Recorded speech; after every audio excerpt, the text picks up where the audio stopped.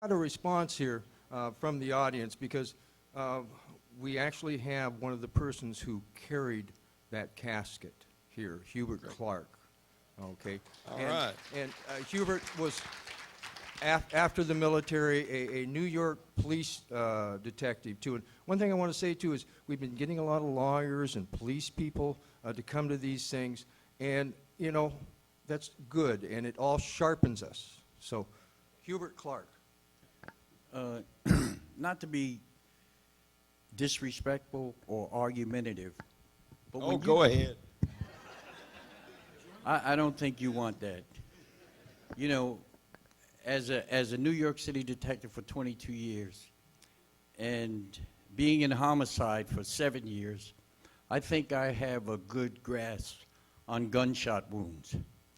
But that wasn't my job. When I was in the military, I was assigned to the United States Navy Honor Guard.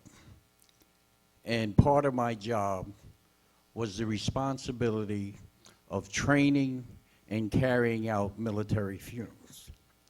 My last funeral in Washington, D.C. was John F. Kennedy. Now, I have documentation, I have pictures of the casket, along with 6 or 5 other military men. We could determine how much a casket weighed because we buried over 250 people at Arlington. Now, when I hear you say that the casket weighed 2,500 pounds, that's not accurate. There were only 6 of us at Andrews Air Force Base that took the bronze casket off the elevator truck and put it in a Navy ambulance. At no time, if there was oxygen bottles, they would have been clanging together. At one point during our evacuation of the remains from the elevator truck, we almost dropped the casket.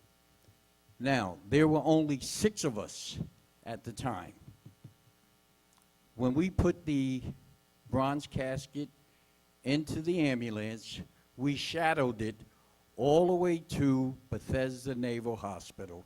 At no time did that motorcade stop because we were going at a high rate of speed, we were in a helicopter, and we shadowed it.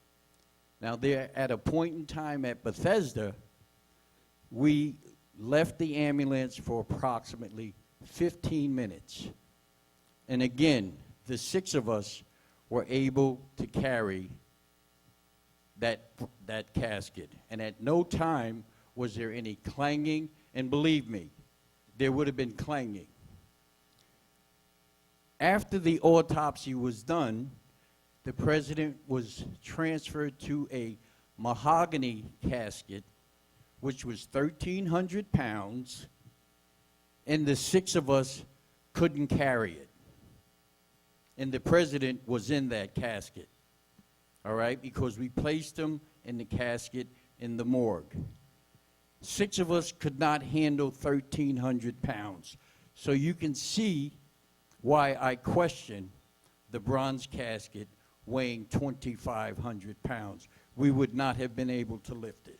Thank you. Sir, wait a minute. Sir, if I could ask you this. So did you participate in carrying the bronze coffin into Bethesda? Yes, we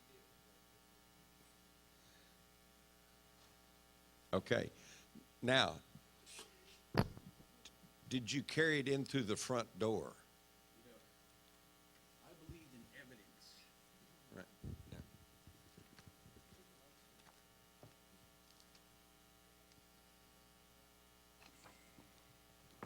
That's me right there.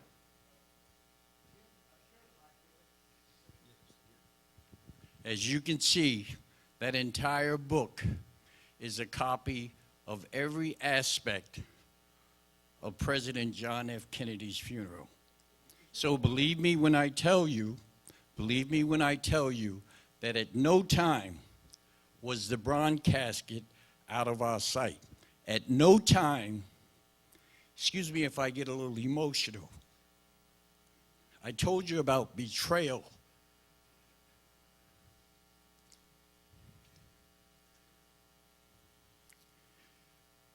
The entire time we were at Bethesda Naval Hospital, the only casket that was brought in to the morgue while we were present was the bronze casket.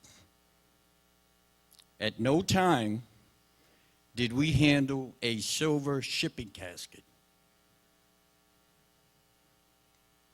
The only other casket that went into the morgue that night was a mahogany casket that weighed approximately 1,300 pounds.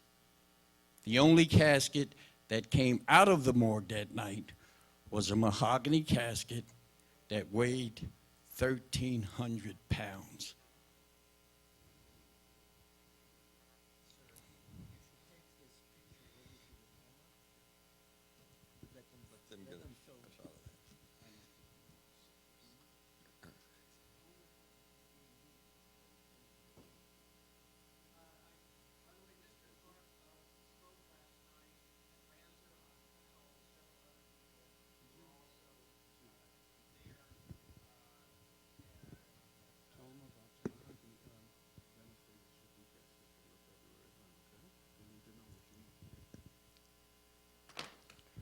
I've been asked by the gentleman, Phil Singer, and I don't mean to take up you gentlemen's time, but I think one of the problems here is that the difference between being an eyewitness to something and hearing what somebody told you happened.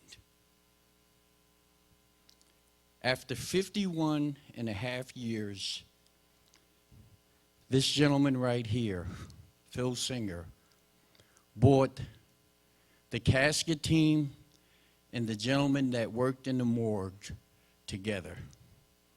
And as I told you, we had no idea who was on the inside of the morgue and who was on the outside of the morgue.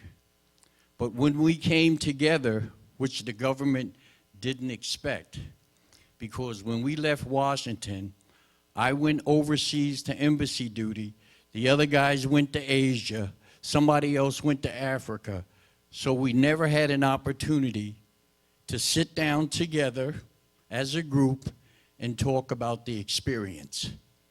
But when we came together in February of this year, he'd never told us that we were going to tell a story.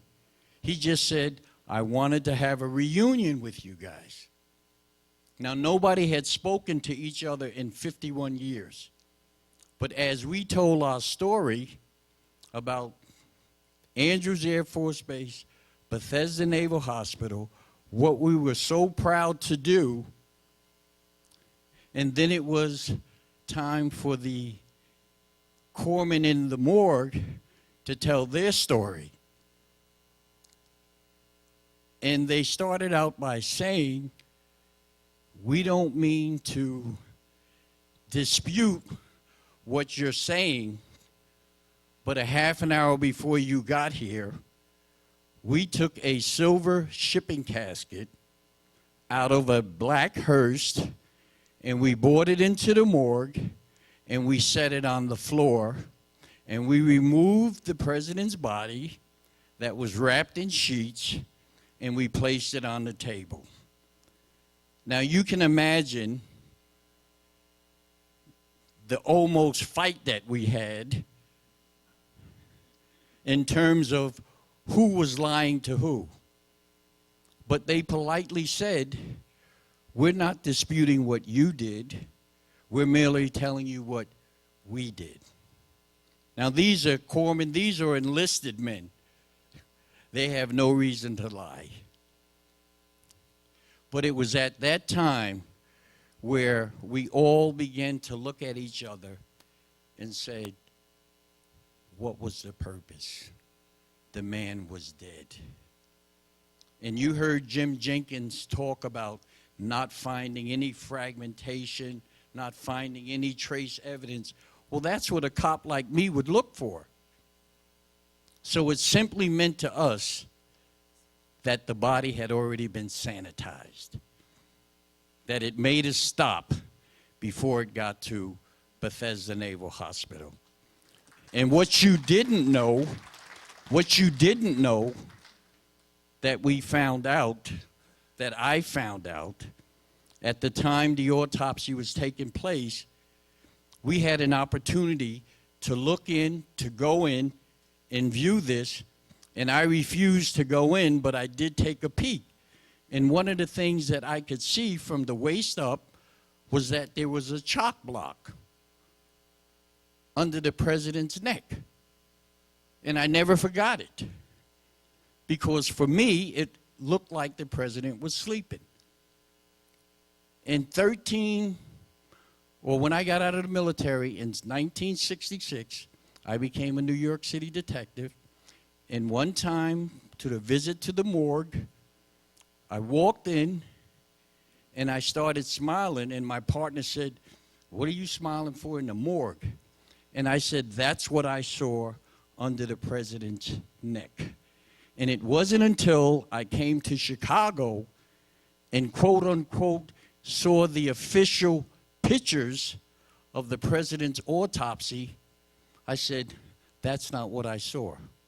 And if you remember what Jim Jenkins said, because he was in the morgue that night, he said, "We don't even have that at Bethesda Naval Hospital." Thank you. Thank you. Thank you, sir. If I ever have need of a homicide detective, I would like to get you.